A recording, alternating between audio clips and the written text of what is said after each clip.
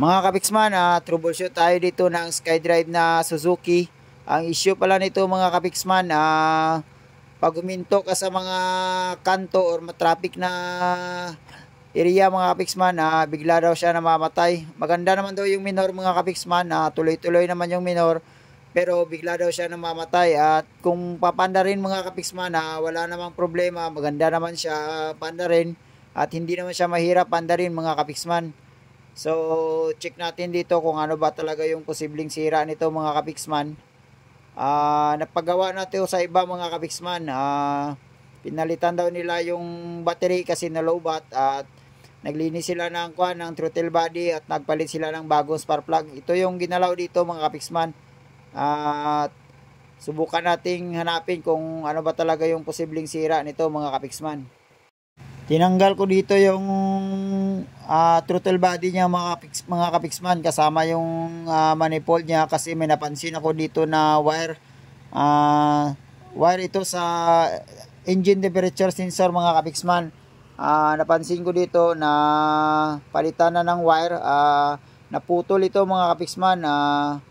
Natanggal yung hinang nito. So nahinang na pala ito noon mga kapiksman. At nagkorosyon yung wire niya, so naputol yung sa ilalim at saka dito sa sakit mga kapiksman. Ayan, sa sakit at saka sa sensor mismo mga kapiksman. Tanggalin natin itong sensor mga kapiksman, kung ano ba yung pwede natin gawin dito, kung kaya pa bang hinangin or papalitan na ng bago mga kapiksman. Natanggal na natin yung engine temperature sensor niya mga kapiksman, no? Nasa ilalim talaga yung putol mga kapiksman, parang hindi na ito kayang soldahin. Pabilhan na lang natin ito ng bago mga kapiksman. Baka ito yung posibleng sira nito mga kapiksman, kaya biglang namamatay yung motor. So ipabilhan natin ito ng bago sa customer mga kapiksman, kasi hindi na ito pwede, hindi na kayang hinangin ito mga kapiksman. Ito na yung pinabili nating bago sa customer mga kapiksman, no? Medyo may kamahalan siya pero wala tayong magagawa nito mga kapiksman. Kailangan na talaga siyang palitan. So ikakabit natin ito mga kapiksman at saka test drive natin kung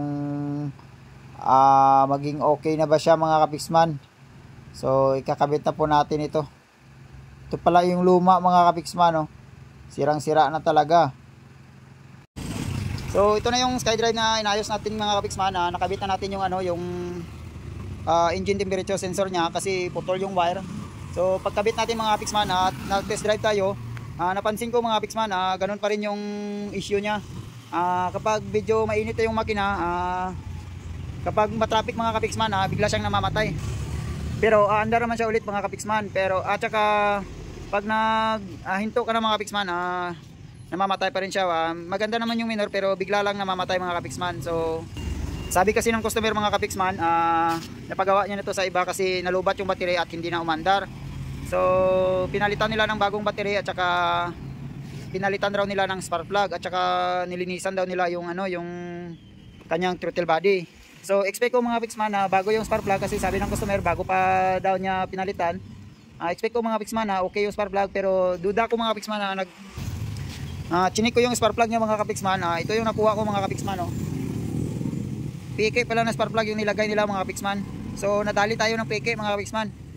So ito pala yung dahilan, ito pala yung mismong dahilan mga kapiksman kung bakit biglang namamatay yung motor at panderan mo andar mo siya ulit. Kasi PK yung NGK na napalit niya mga kapiksman.